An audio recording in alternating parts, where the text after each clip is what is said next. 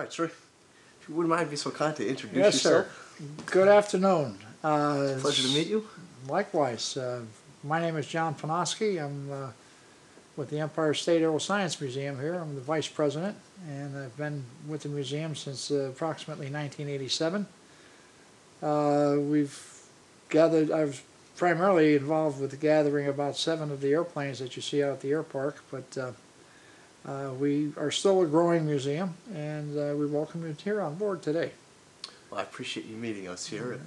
We could start. One of the questions I had to clarify, what was this facility prior to an air museum? Okay, this facility was constructed during the war, World War II that is, and it was focused for primarily for General Electric. They had government assistance. Back in mid-40s, the runway here was the first runway in this area that was quite long, a 7,000-foot runway. It was intended for flight testing of jet aircraft engines and radar testing with the bigger airplanes such as the B-29 and later on the jet bomber, the B-45. But GE operated the facility here until 1964. A number of aviation development testing was done here. In 1964 they gave it to the county of Schenectady, and they moved on to a better facility and installation that is out in California at Edwards Air Force Base. Well, that's great. It was my understanding after, as you took us on this tour today, that there were a number of firsts here out of the out of this area. One particular that really kind of caught our interest was the airmail. Could you explain what the first was it a jet? Well, the inauguration of this facility, we had several dignitaries. The names you're probably familiar with in aviation history. We had Jimmy Doolittle was one of the inaugural members here. Stuart Symington, he was a defense minister during World War II. Charles Wilson was the manager of General Electric, and of course we had Larry Bell with the first jet airplane who arrived here, and Igor Sikorsky, also with one of his earlier helicopters. So we have a lot of history here relative to aviation and aviation development, and it was recognized at the inaugural air show here by those people. Sure. So a topic of interest in our class that's come up this semester is, I guess you'd say, the controversy into Amelia Earhart. There was some question whether she was a spy, whether she wasn't. To your knowledge, was Amelia Earhart a spy?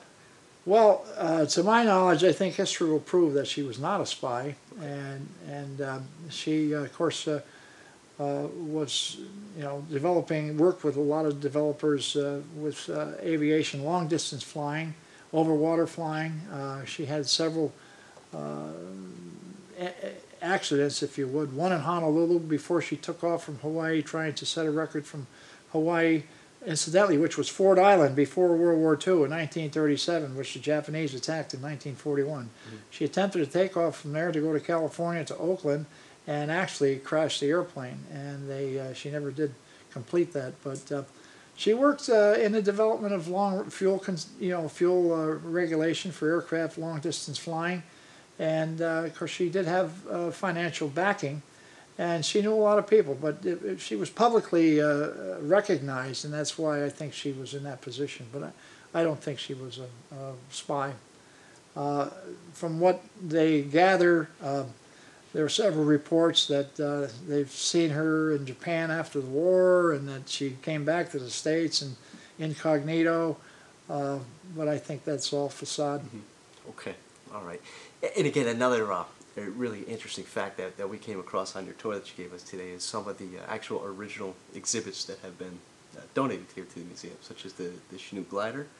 Did you talk about that? Yeah. Where that was located? Chinook glider, Octave Chinook he was an aviation pioneer back in the late 1800s, and he developed what we called a hang glider, but it was a biplane. It had 2 wings on it, and structurally it was significant. And our particular one in our collection was found here in Amsterdam, New York, and we suspect it was purchased by one of the Stanford brothers at Stanford Mills that made the Mohawk carpets here in Amsterdam way back before my time, in fact the turn of the century.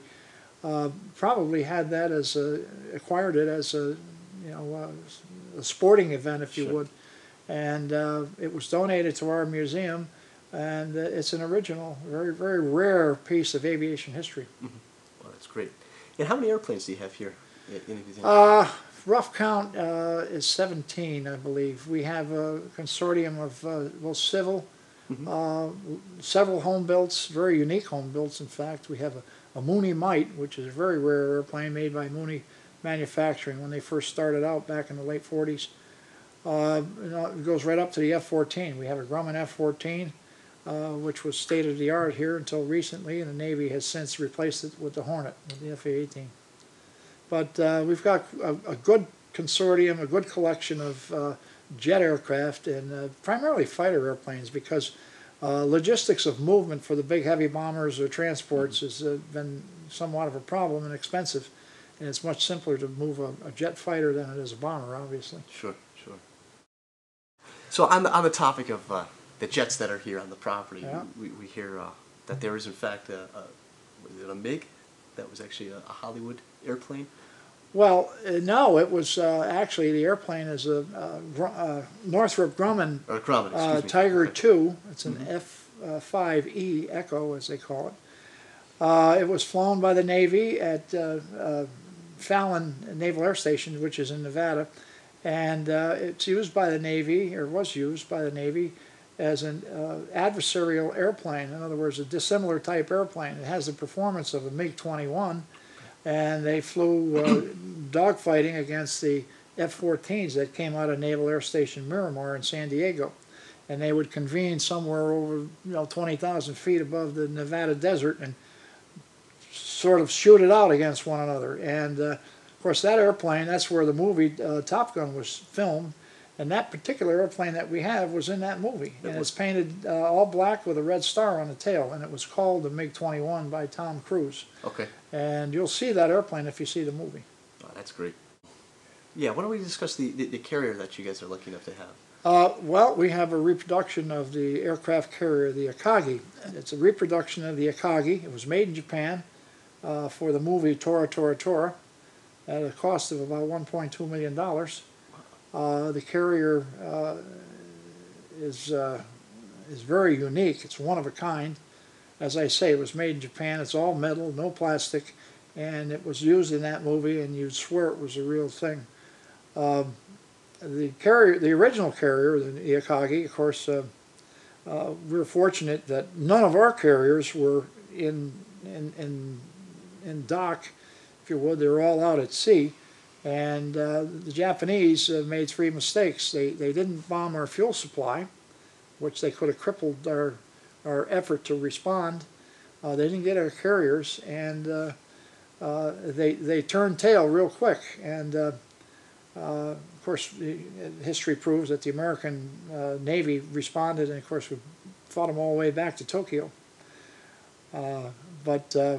That particular, the Akagi was sunk at the Battle of Midway along with three other carriers, and that was a turning tide of the American Navy. That's from there on, it was Americans were winning battles all the way to the doorstep of Tokyo at quite a cost of blood and guts. The U.S. Marines and Navy, of course, the Army was involved in the American Army Air Corps also, but the Navy pretty much carried the battle right to Japan. Mr. Prodosky, I can't thank you enough for, again, taking the time out of your day to show us around. I said this was more than, we thought you had here. We had no idea that. Well, we're sort of a rose, what do they call it, a rose that's not too visible with the local community. In fact, we have people that live not too far from here that never knew we were located here. It could be a marketing thing. Maybe we don't do enough screaming and shouting, but we do welcome all ages and all branches of the military, children especially, and we do have outreach programs that we would like to promote as well. So we appreciate you folks coming in today, and hopefully you'll help promote us. Well, thank you again. Thank you. It's a pleasure to meet you. Okay, likewise.